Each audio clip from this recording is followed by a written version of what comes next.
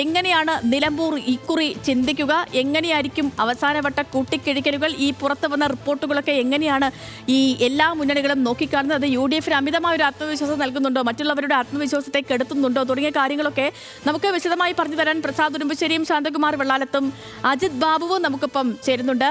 ആദ്യം ശാന്തകുമാർ വെള്ളാലത്തിലേക്ക് പോവുകയാണ്. ശാന്തകുമാർ, ഒരൊറ്റ ദിവസം അകലെയാണ് ഈ വോട്ടെണ്ണൽ. ഇതിൽ തന്നെ ചില പഞ്ചായത്തുകളിലേക്കൊക്കെ വോട്ടർമാരെ എടുക്കുന്ന തീരുമാനങ്ങൾ അത് വളരെ നിർണായകമാണ്. ഇപ്പോൾ നമ്മൾ ഇടതുമുന്നണിയുടെ കാര്യത്തിലേക്ക് വന്നാൽ, ഇടതുമുന്നണി മിന്നും ലീഡ് കിട്ടുമെന്ന് പ്രതീക്ഷിക്കുന്ന പഞ്ചായത്താണ് അമരമ്പലം. ഈ 2021 PV അൻവറിന് 1492 വോട്ടിന്റെ ഭൂരിപക്ഷമായിരുന്നു അവിടെ. അതിനേക്കാൾ ഏറെ ചുറ്റിക അരിവാൾ നക്ഷത്രത്തിൽ M സ്വരാജ് മത്സരിക്കുമ്പോൾ ലഭിക്കുമെന്ന് അവർ പ്രതീക്ഷ വെക്കുന്നുണ്ട്. കരുളായിലാവട്ടെ 1446 വോട്ടിന്റെ ഭൂരിപക്ഷം 2021 ഉണ്ടായിരുന്നു. 100 വോട്ടെങ്കിലും ഇക്കുറി കൂടുമെന്ന് LDF ക്യാമ്പ് പ്രതീക്ഷിക്കുന്നുണ്ട്. കണക്ക് കൂട്ടുന്നുണ്ട് പോത്തുകലിലും നിലമ്പൂർ നഗരസഭയിലുമൊക്കെ. അപ്പോൾ എന്തൊക്കെയാണ് ഈ അവസാന വട്ടമണിക്കൂറിൽ ഇടതു ക്യാമ്പിന്റെ പ്രതീക്ഷ? നേരിയ ഭൂരിപക്ഷത്തിനെങ്കിലും സ്വരാജ് നിലമ്പൂർ പിടിക്കും എന്നു തന്നെയാണോ? ഈ പഞ്ചായത്തുകളിലെ പോളിംഗ് പെർസെന്റേജ് ഒക്കെ വിശകലനം ചെയ്യുമ്പോൾ നമുക്ക് എന്താണ് മനസ്സിലാകുന്നത് ശാന്തോബ? കോൺഗ്രസിൽ നിന്നും പിടിച്ചെടുത്ത നിലമ്പൂർ അസംബ്ലി മണ്ഡലം LDF-നെ നിലനിർത്താൻ കഴിയും എന്ന് തന്നെയാണ് CPM-ന്റെ പ്രത്യേകിച്ച് LDF-ന്റെ ആകെ ഉള്ള ഒരു വിലയിരുത്തൽ. അങ്ങനെ തന്നെയാണ്.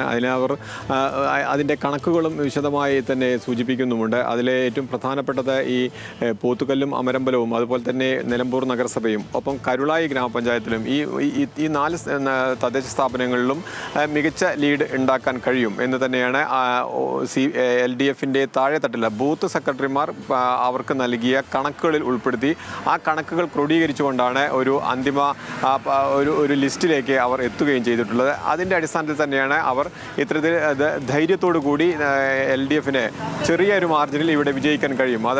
അത് ഒരു 1500 വോട്ട് വരെയുള്ള ഒരു മാർജിനിൽ LDF-ന് വിജയിക്കാൻ കഴിയുമെന്ന് പറയുന്നത് അതുകൊണ്ട് തന്നെയാണ്. അതിലേറ്റവും പ്രധാനപ്പെട്ടത് M സ്വരാജ് മത്സരത്തിന് എത്തുമ്പോൾ സ്ഥാനാർത്ഥിയായി നിലമ്പൂരിൽ എത്തുമ്പോൾ ഒരു പൊതു സ്വീകാര്യത M സ്വരാജിനുണ്ടായി. അത് നിലമ്പൂരിൽ ഉള്ള യുവാക്കൾക്കിടയിലും അതുപോലെ തന്നെ പാർട്ടി പ്രവർത്തകർക്കും വലിയ ആവേശമുണ്ടാക്കുന്ന ഒന്നായിരുന്നു സ്വരാജിൻ്റെ സ്ഥാനാർത്ഥിത്വം. അതുകൊണ്ട് തന്നെ LDF-ന് മികച്ച വിജയം നേടാൻ അതൊരു പ്രധാനപ്പെട്ട ഘടകമായി തന്നെയാണ് CPM വിലയിരുത്തുന്നത്.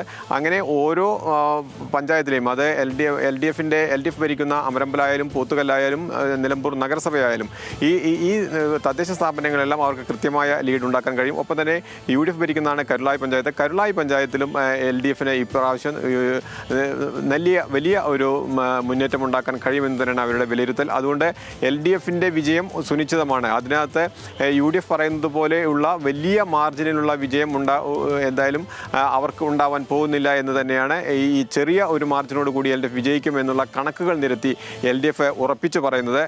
അതിലേറ്റവും പ്രധാനപ്പെട്ടത് സ്വരാജിൻ്റെ സ്ഥാനാർത്ഥിത്വമാണ്, സ്വരാജിൻ്റെ സ്വീകാര്യതയാണ്. ആ സ്വീകാര്യത നിലമ്പൂരിലെ ജനങ്ങൾ ഒക്കെ വലിയ താല്പര്യത്തോടു കൂടി തന്നെയാണ് അവർ സ്വരാജിനെ വരവേറ്റത്. അത് വോട്ടായി മാറുക തന്നെ ചെയ്തിട്ടുണ്ട്. ഒപ്പം തന്നെ ഒരു ഭരണവിരുദ്ധ വികാരം ഉണ്ട് എന്ന് UDF പ്രചരിപ്പിക്കുന്നുണ്ടെങ്കിലും അത്തരത്തിൽ ഈ തെരഞ്ഞെടുപ്പ് പ്രചരണ ഘട്ടത്തിൽ അത്തരത്തിൽ ഭരണവിരുദ്ധ വികാരം ഒന്നും പ്രകടമായിട്ടില്ല എന്ന് വിലയിരുത്തൽ കൂടി അവർക്കുണ്ട്. ഇവയെല്ലാം ചേർന്ന് തന്നെയാണ് LDF-ന് ഒരു നേട്ടമുണ്ടാക്കാൻ കഴിയുമെന്ന് CPM-ഉം LDF-ഉം വിലയിരുത്തുന്നത്. സേതു. ഓക്കെ ശാന്തകുമാർ, വ്യക്തമാണ്. പ്രസാദ് ഉടുമ്പശ്ശേരിയും ഒപ്പം അജിത്തും ഉണ്ട് നമുക്കിപ്പം. പ്രസാദ്, ഈ UDF ക്യാമ്പിലെ അവസാനവട്ട കൂട്ടിക്കിഴിക്കലുകളിലേക്കാണ് വരേണ്ടത്. പക്ഷെ അതിനു മുൻപ് ഇപ്പോൾ അവസാനം നിലമ്പൂർ എങ്ങനെ ചിന്തിക്കുന്നു? ഈ നിലമ്പൂരിലെ അവസാന വട്ടത്തിലെ പൊതുവേ ഉള്ളൊരു കാഴ്ച എങ്ങനെയാണ് പ്രസാദ്? അതിൽ നിന്ന് തുടങ്ങാം നമുക്ക്. സതിലക്ഷ്മി, നമുക്ക് പ്രകടമായി ഇത് UDF-ന് എഡ്ജ് ഉണ്ടാകുന്നു എന്നൊരു തോന്നൽ തന്നെയാണ് പൊതുവെ ഉണ്ടാകുന്നത്. കാരണം അങ്ങനെയാണ് കണക്കുകളെല്ലാം തന്നെ സൂചിപ്പിക്കുന്നത്. ഇപ്പോൾ UDF-ന്റെ കണക്കുകളെ നമുക്ക് മാറ്റി നിർത്തി കഴിഞ്ഞാൽ സ്വാഭാവികമായും അവരെ സംബന്ധിച്ചിടത്തോളം അവരുടെ വിലയിരുത്തലിൽ അവർക്ക് വിജയിച്ചു എന്നുള്ളത് തന്നെയായിരിക്കും അവരുടെ വിലയിരുത്തൽ വരിക. പക്ഷേ അതല്ലാതെ വരുമ്പോൾ ഇപ്പോൾ സംസ്ഥാന ഇൻ്റലിജൻസിൻ്റെ കണക്കുകൾ പരിശോധിച്ചു കഴിഞ്ഞാൽ അവരും UDF വിജയിക്കും എന്നുള്ള ഒരു വിലയിരുത്തലിലേക്ക് തന്നെയാണ് എത്തിയിട്ടുള്ളത്. അതിൽ നിലമ്പൂർ നഗരസഭയും മറ്റ് 2 പഞ്ചായത്തുകളും കരുളായും അതോടൊപ്പം തന്നെ അമരമ്പലവും പഞ്ചായത്തിൽ LDF-ന് ലീഡ് വന്നാൽ പോലും മറ്റ് 5 പഞ്ചായത്തുകളിൽ UDF ലീഡ് ചെയ്തുകൊണ്ട് തന്നെ ഒരു 7500 വോട്ട് അല്ലെങ്കിൽ അതിൽ കൂടുതൽ വോട്ടിന് UDF സ്ഥാനാർത്ഥി വിജയിക്കുമെന്നൊരു വിലയിരുത്തലാണ് സംസ്ഥാന ഇന്റലിജൻസിനും ഉള്ളത്.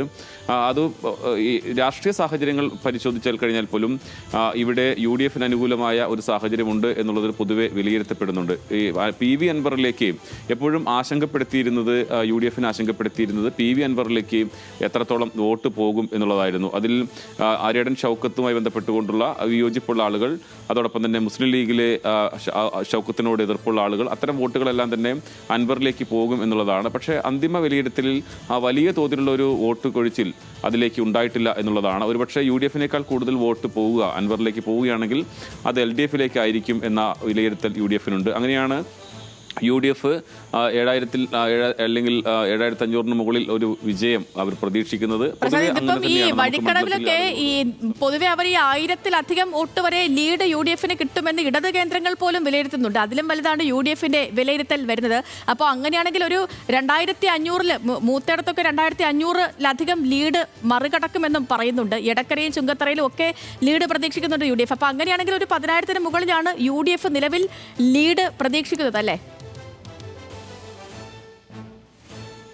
തീർച്ചയായും UDF-ന്റെ വിലയിരുത്തൽ അങ്ങനെ തന്നെയാണ്. കാരണം 10,000-ന് മുകളിൽ അവർക്ക് ലീഡ് ഉണ്ടാകും, വിജയത്തിലേക്ക് പോകും എന്നുള്ളതാണ്. അവരെ പ്രതിസന്ധിയായിട്ട് കാണുന്നതൊന്നും തന്നെ ഉണ്ടായിരുന്നില്ല എന്നുള്ളതാണ്. നേരത്തെ ആശങ്കപ്പെടുത്തിയിരുന്നു. തുടക്കത്തിൽ PV അൻവർ മത്സരിക്കുന്ന സമയത്ത് ഇന്ന സ്ഥലങ്ങളിൽ നിന്നൊക്കെ വോട്ട് ചോരാൻ സാധ്യതയുണ്ട് എന്ന് മനസ്സിലാക്കി അവിടെ UDF നേതാക്കളുടെ തന്നെ നേരിട്ടുള്ള മേൽനോട്ടവും അവിടെ ഈ വോട്ട് പോകാതിരിക്കാനുള്ള നടപടികളും ഇടപെടലുകളും എല്ലാം തന്നെ ഉണ്ടായി എന്നുള്ളൊരു ആത്മവിശ്വാസം അവർ പറയുന്നുണ്ട്. പക്ഷേ പലപ്പോഴും ഈ അടിയൊഴുക്കുകൾ ഈ സമീപകാലങ്ങളിലൊന്നും തന്നെ ആർക്കും മനസ്സിലാക്കാൻ കഴിയാറില്ല. അതിപ്പോൾ അൻവറിന് അനുകൂലമായ ഒരു സാഹചര്യമാണ് ഉണ്ടാകുന്നതെങ്കിൽ LDF-ലും UDF-ൽ നിന്നെല്ലാം വോട്ട് പോകുമെന്നുള്ള കാര്യത്തിൽ ഒരു സംശയവുമില്ല. പക്ഷെ അത് നമുക്ക് വോട്ട് എണ്ണുന്ന സമയത്ത് അല്ലെങ്കിൽ വോട്ട് എണ്ണുന്ന ആദ്യഘട്ടത്തിൽ മാത്രമേ അത്തരത്തിലുള്ള കാര്യങ്ങളൊക്കെ തന്നെ മനസ്സിലാക്കാൻ കഴിയുള്ളൂ. പൊതുവേ മലയാളികളുടെ അല്ലെങ്കിൽ ഇപ്പോൾ സമീപിച്ചിരിക്കുന്ന ഒരു ഒരു സമീപനം എന്ന് പറയുന്നത് പ്രകടമായി ഇപ്പോൾ രാഷ്ട്രീയ പാർട്ടികളുടെ ഭാഗമായി നിൽക്കുന്ന ആളുകൾ പൊതുവെ അവരുടെ ഭാഗമായി തന്നെ പ്രചരണം നടത്തുകയും വോട്ട് ചെയ്യുകയും വോട്ടഭ്യർത്ഥിക്കുകയും എല്ലാം തന്നെ ചെയ്യും. അതല്ലാതെ നിഷ്പക്ഷരായി നിൽക്കുന്ന ആളുകൾ എന്താണ് തൻ്റെ രാഷ്ട്രീയ ലൈൻ എന്നുള്ളത് പൊതുവെ ഇപ്പോൾ വെളിപ്പെടുത്താറില്ല. അതുകൊണ്ടാണ് പലപ്പോഴും പല പ്രവചനങ്ങളും മാറിപ്പോകുന്നത്. ഇപ്പോൾ രാഷ്ട്രീയ പാർട്ടികൾ തന്നെ അവരുടെ കണക്കൂട്ടൽ മുൻകാലങ്ങളിൽ നമ്മൾ പറയുക CPIM-ന്റെ ഒരു വിലയെടുത്ത് വന്നു കഴിഞ്ഞാൽ അത് തെറ്റാറില്ല എന്നുള്ളതാണ്. പക്ഷേ സമീപത്തൊക്കെ അതൊക്കെ മാറിപ്പോകുന്ന സാഹചര്യങ്ങളെല്ലാം തന്നെ നമുക്ക് കാണാറുണ്ട്. ഉപതെരഞ്ഞെടുപ്പുകളിലൊക്കെ ഇത്തരത്തിലുള്ള LDF-ന്റെ പ്രവചനങ്ങളൊക്കെ അടപടലം തെറ്റുന്നതാണ് കണ്ടത്. അതെ, അതാണ് ഞാൻ പറഞ്ഞത്. അതുകൊണ്ട് നമുക്ക് അതിൻ്റെ ഒരു കാരണം എന്ന് പറയുന്ന ഇതാണ്. ഇപ്പോൾ ഒപ്പം നിൽക്കുന്ന ആളുകളെ മനസ്സിലാക്കാൻ കഴിയും. പക്ഷെ ഒപ്പം നിന്നിട്ട് അടിയൊഴുക്കുകളിൽ മറ്റ് പാർട്ടിക്ക് വോട്ട് ചെയ്യുകയോ അല്ലെങ്കിൽ പാലം വലിക്കുകയോ ചെയ്യുന്ന ആളുകളെ പെട്ടെന്ന് മനസ്സിലാക്കാൻ ബുദ്ധിമുട്ടാണ്. അത് CPM-എന്നല്ല ഒരു പാർട്ടിക്കും അത് ഇന്നത്തെ സാഹചര്യത്തിൽ വളരെ എളുപ്പമല്ല. അതോടൊപ്പം തന്നെ യുവാക്കളുടെ വോട്ട്, നിഷ്പക്ഷരായിട്ടുള്ള വോട്ടുകൾ, അതായത് സ്ഥാനാർത്ഥികളെ നോക്കി വോട്ട് ചെയ്യുന്ന ആളുകളുണ്ടാകും. അങ്ങനെയുള്ള ആളുകളൊക്കെ എന്ത് തീരുമാനമാണ് എടുത്തത് എന്നുള്ളത് വളരെ ഈ ഘട്ടത്തിൽ മാത്രമേ മനസ്സിലാക്കാൻ കഴിയുള്ളൂ. CPM-ന്റെ വിശ്വാസം എന്ന് പറയുന്നത് അല്ലെങ്കിൽ പ്രതീക്ഷ എന്ന് പറയുന്നത് M സ്വരാജിന് LDF-ന് കിട്ടുന്നതിൻ്റെ വോട്ടിനേക്കാൾ ഒന്നോടൊപ്പം തന്നെ ഒരു 5000-7000 വോട്ടുകൾ കൂടുതൽ പുറത്തുനിന്ന് സമാഹരിക്കാൻ കഴിയും. അങ്ങനെ കഴിഞ്ഞാൽ മാത്രമേ LDF-നൊരു വിജയപ്രതീക്ഷ നിലനിൽക്കുകയുള്ളൂ. അതല്ല എങ്കിൽ അവർക്ക് ഈ പറയുന്ന രീതിയിൽ അവരുടെ കണക്കൂട്ടിൽ തന്നെ 1500 വോട്ടുകൾക്ക് വിജയിക്കുമെന്നുള്ളതാണ്. ആ വോട്ട് തന്നെ അത് തന്നെ ആശങ്കപ്പെടുത്തുന്നതാണ്. സാധാരണഗതിയിൽ കൃത്യമായൊരു കണക്ക് വരികയാണെങ്കിൽ വലിയ തോതിൽ ആത്മവിശ്വാസം ഉണ്ടെങ്കിൽ അതിനേക്കാൾ വോട്ടിന് വിജയിക്കുമെന്ന തരത്തിലേക്ക് കണക്കുകൾ അവർക്ക് ലഭിക്കേണ്ടതാണ്. പക്ഷെ അങ്ങനെ ലഭിക്കുന്നില്ല എന്നുള്ളതാണ് ഇതിൽ എടുത്തു പറയേണ്ടത്. UDF ക്യാമ്പ് തുടക്കം മുതൽ തന്നെ ആത്മവിശ്വാസത്തിലാണ്. അവർക്ക് പരാജയത്തിന്റെ ഒരു തരത്തിൽ പോലുള്ള ഒരു ആശങ്ക അവരുടെ പല നേതാക്കളുമായി നമ്മൾ സംസാരിക്കുമ്പോഴും അങ്ങനെ ഒരു ആശങ്ക പറയുന്നില്ല. ഭൂരിപക്ഷത്തിന്റെ കാര്യത്തിൽ മാത്രമാണ് അവർ പറയുന്നത്. അവരെ ആശങ്കപ്പെടുത്തിയിരുന്നത് അൻവർ ആയിരുന്നു. പക്ഷേ അൻവർ കുറച്ച് വോട്ട് പിടിച്ചാൽ പോലും അതിൻ്റെ ഒരു കാരണമായി പറയുന്നത് ഷൗക്കത്തിന് എതിർത്തുള്ള വോട്ടുകൾ LDF-ലേക്ക് പോകുന്നതിനേക്കാൾ ഭേദം അൻവറിലേക്ക് പോകുന്നതാണ്. കാരണം LDF-ലേക്ക് പോയി കഴിഞ്ഞാൽ സ്വാഭാവികമായും 2000-3000 വോട്ട് ഷൗക്കത്തിനെതിരായിട്ടുള്ള വികാരത്തിന്റെ ഭാഗമായി അത് LDF-ലേക്ക് പോയാൽ സ്വാഭാവികമായും സ്വരാജിനുള്ള വോട്ട് വർദ്ധിപ്പിക്കും. പക്ഷേ അങ്ങനെ ഒരു സാഹചര്യം ഉണ്ടായാൽ അത് LDF-നാണ് ഗുണം ചെയ്യുക. പക്ഷേ അൻവറിലേക്ക് പോയി കഴിഞ്ഞാൽ അത്രത്തോളം പ്രതിസന്ധി നേരിടുന്നില്ല. കാരണം അൻവറിന് LDF-ൽ നിന്നായിരിക്കും കൂടുതൽ വോട്ട് ചോർച്ച ഉണ്ടാകുക എന്നുള്ളതാണ് UDF-ന്റെ ഒരു വിലയിരുത്തൽ. അതുകൊണ്ട് UDF ഇപ്പോൾ വളരെ സമാധാനമായി ആത്മവിശ്വാസത്തോടു കൂടി ഇരിക്കുകയാണ്. അവർക്കിനി ഭൂരിപക്ഷം മാത്രം അറിഞ്ഞാൽ മതി എന്നൊരു നിലപാടാണ്. പക്ഷേ ഇത് തെരഞ്ഞെടുപ്പാണ്, എന്തും സംഭവിക്കാം, അടിയൊഴുക്കുകൾ ഉണ്ടാകാം, പ്രവചനങ്ങളൊക്കെ മാറി മറിയാം. അത് തന്നെയാണ് ഇതിലെ ഈ ഒരു സസ്പെൻസ് എന്ന് പറയുന്നത്. അത് തന്നെയാണ് പ്രസാദ്, അങ്ങനെ തന്നെയാണ്. ഇനി നമുക്ക് അജിത്ത് കൂടെ ഉണ്ട്. നമുക്കിപ്പം അജിത്തെ, ഇപ്പോൾ ഇങ്ങനെയൊക്കെ LDF ഉം UDF ഉം കൂട്ടിക്കിഴിക്കലുകളൊക്കെ നടത്തുമ്പോൾ 75,000 വോട്ട് നേടുമെന്നും ഇടതും വലതും ഒക്കെ 45,000 പിടിച്ചാൽ നല്ലതെന്നും പറയുന്ന ഒരാൾ PV അൻവറാണ്. പക്ഷേ ഇപ്പോൾ ആര്യാടൻ ഷൗക്കത്ത് ജയിച്ചാലും കുഴപ്പമില്ല, താനും ഷൗക്കത്തും ഒക്കെ മത്സരിച്ചത് പിണറായി സത്തിനെതിരെയാണെന്നൊക്കെ അൻവർ പറയുന്നുണ്ട്. ഈ അൻവറിന്റെ നീക്കം എന്താണെന്നും മനസ്സിലിരിപ്പ് എന്താണെന്നും ഇനിയും ഒരു വ്യക്തതയും ഇല്ല അജിത്തെ. അവസാന നിമിഷവും മലക്കം മറിച്ചിലാണ്. ഇപ്പോൾ തെളിഞ്ഞ പിണറായി, ഒളിഞ്ഞ പിണറായി എന്നൊരു പുതിയ വാക്യമൊക്കെ പുറത്തിറക്കിയിട്ടുണ്ട്. എന്താണ് അൻവർ ക്യാമ്പിന്റെ പ്രതീക്ഷ?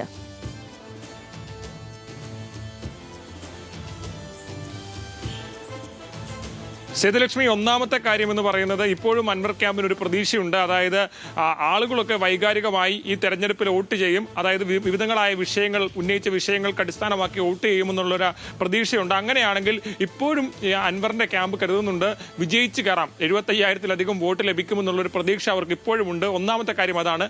രണ്ട്, പ്രാക്ടിക്കലായി അവരുടെ മനസ്സിലുള്ള കണക്ക് പ്രകാരം 30,000 വോട്ട് വരെ അൻവറിന് ലഭിക്കാമെന്നുള്ളതാണ്. അതായത് 15,000 മുതൽ 30,000 വോട്ട് വരെ ലഭിക്കാമെന്നുള്ളതാണ്. അതിൽ വഴിക്കടവ് പഞ്ചായത്തിൽ നിന്നാണ് ഏറ്റവും കൂടുതൽ വോട്ടുകൾ ലഭിക്കാൻ സാധ്യതയുള്ളത്.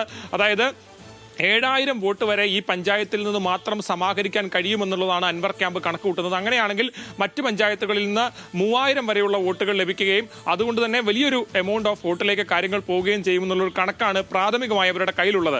ഇതിൽ ഇനി സേതുലക്ഷ്മി ചോദിച്ച വളരെ പ്രധാനപ്പെട്ട കൃത്യവും ഷാർപ്പുമായിട്ടുള്ള ചോദ്യമാണ്. കാരണം ഈ അവസാന നിമിഷം ഇന്നൊരു യു ടേൺ എടുക്കാൻ അൻവർ ആര്യാടൻ ഷൗക്കത്ത് താൻ ജയിച്ചില്ലെങ്കിൽ ആര്യാടൻ ഷൗക്കത്ത് ജയിക്കുന്നതാണ് താല്പര്യമെന്ന് പറയാനുള്ള കാരണം അത് വളരെ പ്രധാനപ്പെട്ടതാണ്. നേരത്തെ തന്നെ നമുക്കറിയാം അൻവർ മത്സരിക്കുന്നതുമായി ബന്ധപ്പെട്ട് വലിയ തരത്തിലുള്ള ചർച്ചകളുണ്ടായി. UDF-ഉമായി ബന്ധപ്പെട്ട് അകത്ത് വലിയ തരത്തിലുള്ള പ്രതിഷേധമുണ്ടായി. അത്തരത്തിലുള്ള ചർച്ചകളൊക്കെ ഉണ്ടായ ഘട്ടത്തിലും VD സതീശൻ ഒരു സ്ട്രോങ് ആയി സ്റ്റാൻഡ് എടുക്കുന്ന സാഹചര്യമുണ്ടായി. അൻവർ തിരുത്തിയെങ്കിൽ മാത്രമേ, സ്ഥാനാർത്ഥി അംഗീകരിച്ചാൽ മാത്രമേ UDF-ലേക്ക് അസോസിയേറ്റ് അംഗത്വമായി എടുക്കാൻ കഴിയൂ എന്നുൾപ്പെടെയുള്ള കാര്യങ്ങളിൽ സ്റ്റാൻഡ് എടുത്തു.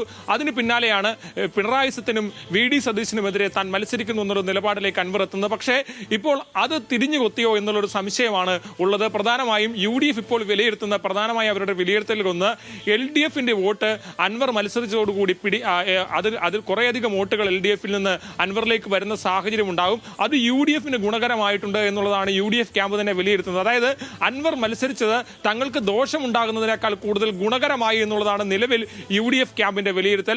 അതുകൊണ്ട് തന്നെയാണ് ഇപ്പോൾ വരുന്ന റിപ്പോർട്ടുകളെല്ലാം, പ്രത്യേകിച്ച് ഇന്റലിജൻസ് റിപ്പോർട്ട് ഉൾപ്പെടെ അൻവർ പ്രതീക്ഷിച്ചതുപോലെ അല്ലാതെ കാര്യങ്ങൾ പോകുന്ന ഒരു സാഹചര്യം ഉണ്ടായിരിക്കുന്നു. ആര്യാടൻ ഷൗക്കത്ത് വിജയിക്കുന്ന രീതിയിലേക്കുള്ള കണക്കുകൾ പുറത്തു വരുന്നു. അപ്പോൾ സ്വാഭാവികമായും അൻവറിന് ഈ ഘട്ടത്തിൽ തന്റെ അഭിപ്രായം ഇപ്പോഴേ പറഞ്ഞു വെച്ചില്ലെങ്കിൽ അത് നാളെ വലിയ തരത്തിലുള്ള പ്രതിസന്ധികൾക്ക് വഴിവെക്കും.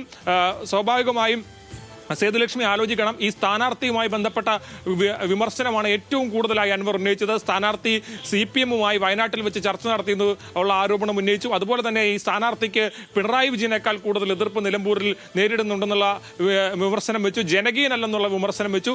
അങ്ങനെയെല്ലാം പറഞ്ഞതിന് ശേഷവും ആ സ്ഥാനാർത്ഥി, അതായത് UDF-ന്റെ ആര്യാടൻ ഷൗക്കത്ത് പിന്നെയും ജയിക്കുകയാണെങ്കിൽ അൻവറിന് യാതൊരു സാധ്യതയുമില്ലാത്ത, ഈ രാഷ്ട്രീയത്തിൽ ഇടപെടാൻ പോലും കഴിയാത്തൊരവസ്ഥയിലേക്ക് കാര്യങ്ങൾ വരുമോ എന്നുള്ള ആശങ്ക കൂടി അൻവർ ക്യാബിനുണ്ട്. അതുകൊണ്ട് തന്നെയാണ് ഇന്ന് ഒരു കാര്യം പറഞ്ഞു വെച്ച് തുടങ്ങിയത്. അതായത് താൻ ജയിച്ചില്ലെങ്കിൽ ആര്യാടൻ ഷൗക്കത്ത് ജയിക്കുന്നതാണ് താല്പര്യമെന്ന് പറഞ്ഞു വെച്ച് തുടങ്ങിയത്.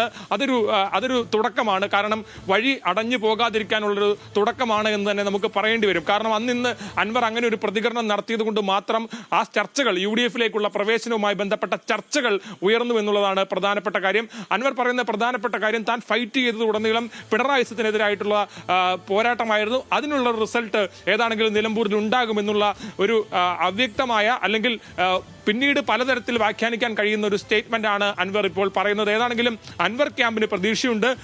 20,000-ന് മുകളിൽ ഒരു വോട്ട് ലഭിച്ചു കഴിഞ്ഞാൽ, സ്വന്തം നിലയ്ക്ക് ഒറ്റയ്ക്ക് നിന്ന് അത്രയും വോട്ട് പിടിച്ചു കഴിഞ്ഞാൽ അത് അൻവറിന് വലിയ തരത്തിൽ മുമ്പോട്ടുള്ള പോക്കിനും പ്രത്യേകിച്ച് തൃണമൂലിനുൾപ്പെടെ മുന്നോട്ട് പോകാനുള്ള വലിയൊരു പ്രതീക്ഷയാകും. കാരണം ഒറ്റയ്ക്ക് നിന്ന് ഇത്രയും വോട്ട് പിടിക്കുക എന്ന് പറയുന്ന അത്ര എളുപ്പമുള്ള കാര്യമല്ലെന്ന് മുന്നണികൾ വിലയിരുത്തും, പ്രത്യേകിച്ച് UDF വിലയിരുത്തും. അതുകൊണ്ട് അൻവറിന് കൂടുതൽ പ്രതീക്ഷയുണ്ടാകുമെന്നുള്ളതാണ് അൻവർ ക്യാമ്പ് വിലയിരുത്തുന്നത്. പക്ഷേ 10,000-ന് താഴേക്കൊക്കെ തങ്ങളുടെ വോട്ട് പോയാൽ അത് വലിയ തരത്തിലുള്ള തിരിച്ചടി ഉണ്ടാകുമെന്നുള്ള കണക്കുകൂട്ടലുണ്ട്. പക്ഷേ അൻവർ ക്യാമ്പ് ഒരു ഘട്ടത്തിൽ പോലും അങ്ങനെ കരുതുന്നില്ല. 10,000-ൽ താഴെ ഒരു വോട്ട് എന്ന് പറയുന്ന ഒരു കണക്കേ അവരുടെ മനസ്സിലില്ല. ഏതാണെങ്കിലും അജിത്ത് പറഞ്ഞ പോലെ ഈ അൻവറിന്റെ രാഷ്ട്രീയ ഭാവിയെ കൂടിയൊക്കെ നിശ്ചയിക്കുന്ന ഒരു തിരഞ്ഞെടുപ്പാണ് ഇപ്പോഴത്തെ ഉപതിരഞ്ഞെടുപ്പ്. മാത്രമല്ല ഇപ്പം ഈ തിരഞ്ഞെടുപ്പ് നിലമ്പൂരിൽ ഉപതെരഞ്ഞെടുപ്പ് പ്രഖ്യാപിച്ചതിന് പിന്നാലെ തന്നെ നമുക്ക് കിട്ടിയ കുറേ വാക്കുകൾ, നമുക്ക് സമ്മാനിച്ച PV എന്നോട് സമ്മാനിച്ച കുറേ വാക്കുകളുണ്ട്. പിണറായിസം, മരുമോനിസം, സതീശനിസം, വോട്ടെടുപ്പ് ദിനത്തിലെ ധൃതരാഷ്ട്ര ആലിംഗനം, ഇപ്പോൾ ഏറ്റവും ഒടുവിൽ ഒളിഞ്ഞ പിണറായി, തെളിഞ്ഞ പിണറായി.